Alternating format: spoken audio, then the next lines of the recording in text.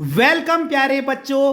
तो आज हम कक्षा 10वीं की हिंदी की पाठ्य पुस्तक से पाठ सूरदास के पद के महत्वपूर्ण प्रश्नों को बहुत ही आसान भाषा में समझेंगे। तो चलिए शुरू करते हैं।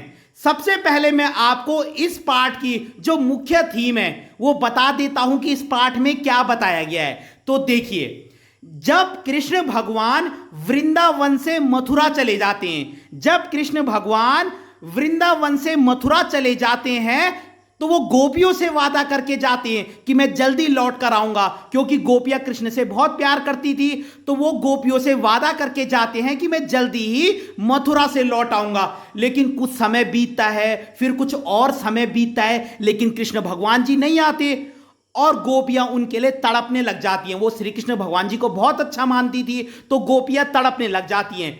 फिर जब कृष्ण भगवान जी को पता चलता है कि गोपियों की स्थिति कैसी है, तो वो खुद नहीं आते, उल्टा अपने साथी को, उद्धव को, उनके साथी का जो नाम है वो उद्धव है, उद्धव को योग का संदेश लेकर भेज देते हैं। योग का संदेश मतलब तब वहां उद्धव जो है गोपियों के पास पहुंच जाता है योग का संदेश लेकर और उनको योग का संदेश देने लगता है। गोपियां पहले से ही क्या है, एक तो वो नाराज भी थी कृष्ण भगवान जी से कि ये अभी तक आए नहीं ठीक है। तो गोपियां जो है उनकी जुदाई का दर्द बर्दाश्त कर रही थी, है ना। गोपियां, आप देखोगे इस पाठ में बार बार आपको एक शब्द मिलेगा, वियोग वियोग वियोग, विरह की अग्नि। वियोग और विरह का मतलब ही जुदाई है, ठीक है। तो गोपियां श्री कृष्ण से दूर होने का दर्द बर्दाश्त कर रही थी, लेकिन जब वो देखती है कि कृष्ण भगवान नहीं आए और उनका ये साथी उद्धव आ गया ऊपर से योग का संदेश लेकर, तो गोपियां और भी ज्यादा भड़क जाती हैं, वो नाराज हो जाती हैं, ठीक है। और उद्धव उन्हें कहता है कि भगवान जी, श्री कृष्ण भगवान जी ने कहा है कि तुम जो है ये प्रेम के जाल में मत पड़ो, तुम ये मोहमाया में मत पड़ो, है ना। तुम अपने मन को योग में लगाओ, तुम योग साधना करो। तो गोपियां और नाराज हो जाती हैं। फिर बस वो अपने मन की जो भड़ास है वो उद्धव को क्या है, सुनाने लगती हैं, अपने मन के दर्द को प्रकट करने लगती हैं। उनकी क्या क्या शिकायत है कृष्ण भगवान जी से, वो सारी बातें कहने लगती हैं। अब हम इसके प्रश्नोत्तर को समझते हैं। पहला प्रश्न है, गोपियों द्वारा उद्धव को भाग्यवान कहने के पीछे क्या व्यंग्य छिपा है। व्यंग्य का मतलब होता है कटाक्ष।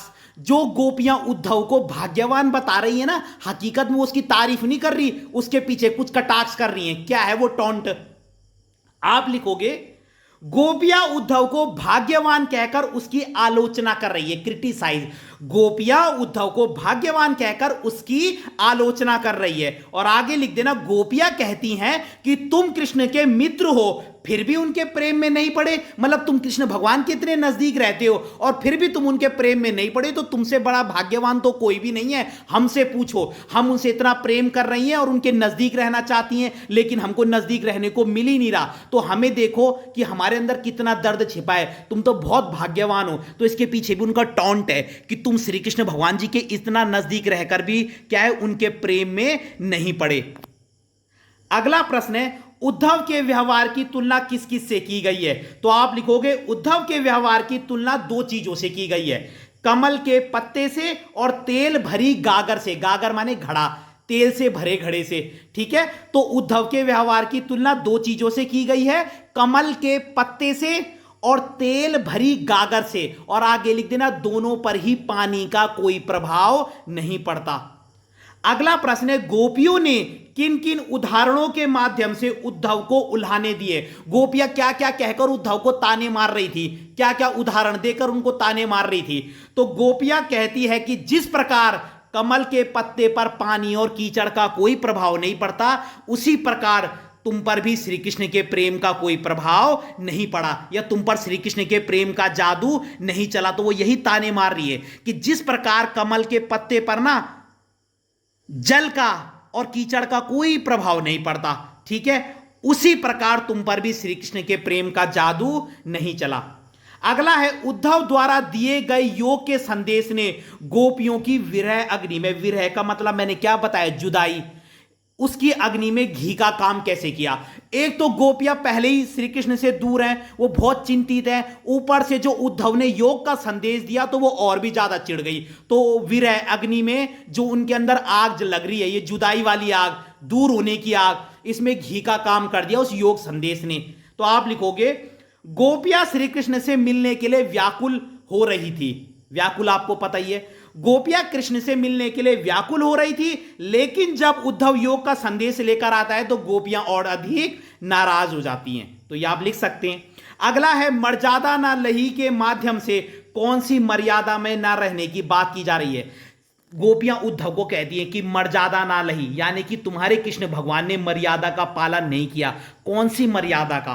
तो आप लिखोगे जब कृष्ण मथुरा से नहीं आए और उन्होंने अपने मित्र को योग का संदेश लेकर भेज दिया तो कृष्ण ने प्रेम की मर्यादा का पालन नहीं किया। तो बेसिकली आंसर है प्रेम की मर्यादा। लेकिन आप उससे पहले यह भी लिख देंगे कि जब कृष्ण मथुरा से नहीं आए और उन्होंने अपने मित्र को योग का संदेश लेकर भेज दिया तो उन्होंने प्रेम की मर्यादा का पालन नहीं किया।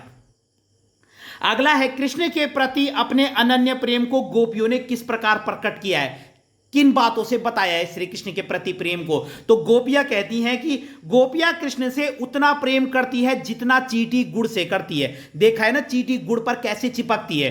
तो गोपियां कृष्ण से उतना ही प्रेम करती है जितना चींटी गुड़ से करती हैं, और गोपियां दिन रात सोते जागते कृष्ण को याद करती हैं। तो इन सब बातों से क्या पता चलता है कि गोपियां कृष्ण से कितना प्रेम करती हैं।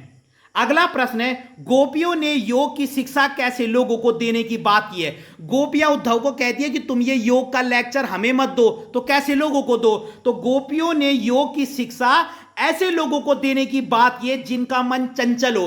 गोपियां कहती है हमारा मन तो बस श्री कृष्ण के प्रेम में अब पड़ ही गया है, तो तुम हमको ये योग का संदेश मत दो, ये उनको दो जिनका मन चंचल हो, मतलब जो तुम्हारी बात सुनकर अपने मन को डाइवर्ट कर दे, जो तुम्हारी बातों में आ जाए। हम नहीं आने वाले तुम्हारी बातों में, तो तुम अपने योग के संदेश को ऐसे लोगों को दो जिनका मन चंचल हो और चक्री के समान हो, मतलब जिनका मन बार बार क्या है घूमता रहता हो इधर उधर।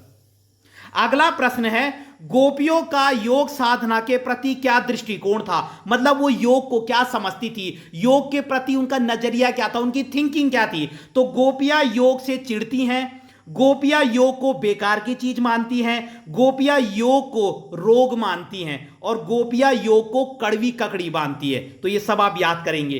गोपियों के अनुसार राजा का धर्म क्या होना चाहिए। अब गोपियां कह रही है कि राजा का धर्म क्या होना चाहिए, अन्याय का विरोध करे, प्रजा की रक्षा करे, प्रजा की बात सुने, कभी झूठ ना बोले और प्रजा पर अत्याचार ना करे। ये वो उद्धव को बता रही कि एक राजा के ये कर्तव्य होते कि वो अन्याय का विरोध करे, प्रजा की रक्षा करे, प्रजा की बात सुने, कभी झूठ ना बोले, प्रजा पर अत्याचार ना करे। क्योंकि कृष्ण भगवान जी ने झूठ भी बोला, अपना वादा पूरा नहीं किया, तो गोपियां नाराजगी में ये बात कह रही हैं उद्धव से कि राजा के ये कर्तव्य होते जो कृष्ण भगवान जी ने पूरे नहीं किए। ठीक है, तो आपने देखा है किस प्रकार गोपियां क्या है अपनी नाराजगी प्रकट कर रही हैं, क्योंकि वो कृष्ण भगवान से बहुत अधिक प्रेम करती हैं और वो नहीं आए तो गोपियों का दिल टूट गया। तो अगर आपको वीडियो पसंद आई हो तो लाइक कीजिएगा, कमेंट कीजिएगा और चैनल को सब्सक्राइब जरूर कीजिएगा। धन्यवाद।